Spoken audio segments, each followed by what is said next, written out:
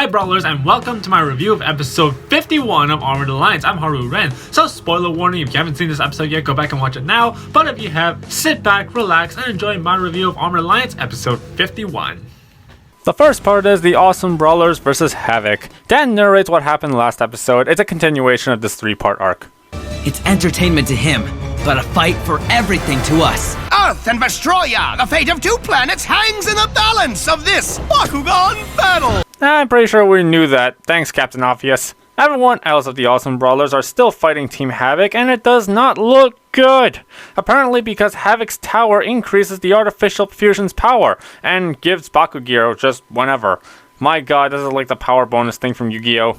And it seems that Haavik's control over the team is growing stronger as they seem to feel more ill will towards the Awesome Brawlers they despise.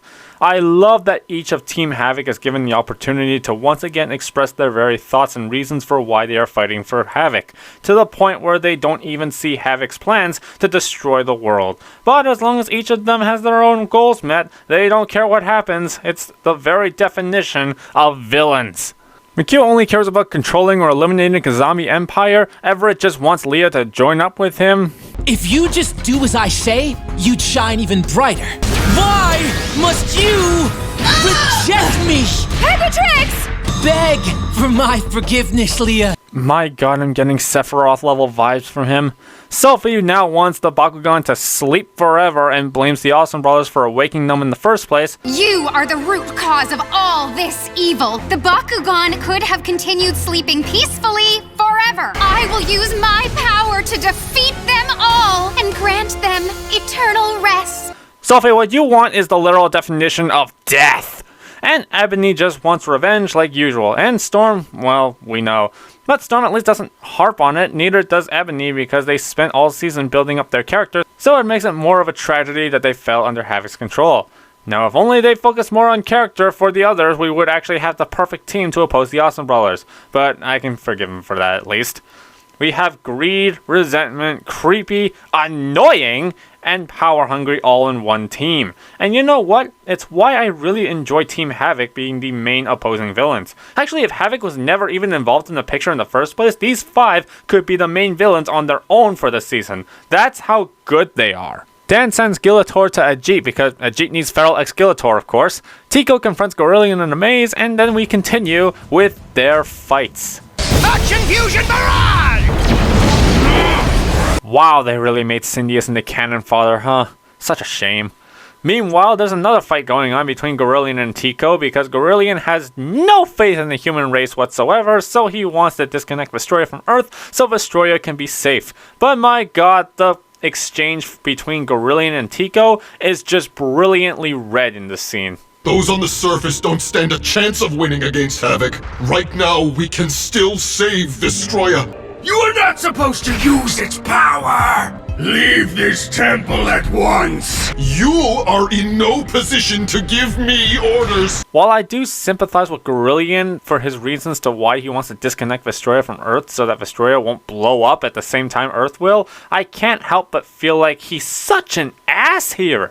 You entrusted the Infinity Armor to Drago and Dan, and now all of a sudden you don't believe in them? And then you'll all of a sudden easily abandon the human race. That's pretty cowardly. Now coming back to the other Awesome Brawlers battles, we get to see the Awesome Brawlers win and conquer each individual arcs, but look how they do it here. The same exact formula is used each time. Villain expresses their reason, hero says no, they're wrong, comes back with Bakugear, and then boom, that's it. Even the part where Ajit says this line right here. For one last time, I'm becoming a phantom thief, so I can steal Storm's ill will. That sounds like it could be a cool scenario that could have been done and a chance to break each of the villains free from the controls, but nope, nothing happens after you beat them.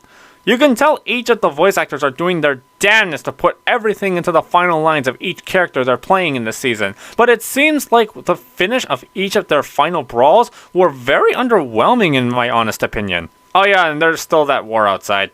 All right, we'll take the lead. You kids stand down. Yeah, no. And we actually get a Magnus and Emily reunion. You know, since they've been kept apart all season, so seeing them back battling together is pretty satisfying. Cyclone Generator! That looks stupid. So Dan is able to trick Haavik into letting Drago go, and we get Dragonoid Infinity, and the episode ends with everyone forming Ultimate Infinity on another cliffhanger. So that was Armored Alliance episode 51. Let me know what your rating of the show was in the comments down below. This really was an amazing episode that continued the war for Earth and really continues to culminate everything happening all season, as well as wrapping up each individual character arc, as well as giving us a really great action. Though this episode was really focusing on completing the arcs that each individual member of Team Haavik has with each Awesome Brawler, this really was something of an episode. Though I will say that the ending results were a little bit unsatisfactory.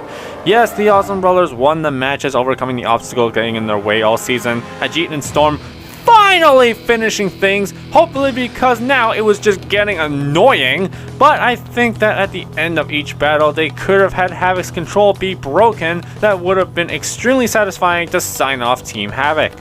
And while all this is going on, we got Gorillion and Tico fighting each other, so this was a genuinely packed episode. I very much enjoyed this, and the finale, which is the final boss known as Haavik, awaits us very soon. This episode gets a BakuTastic.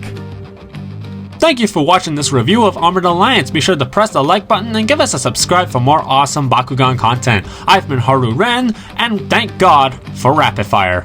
Bye!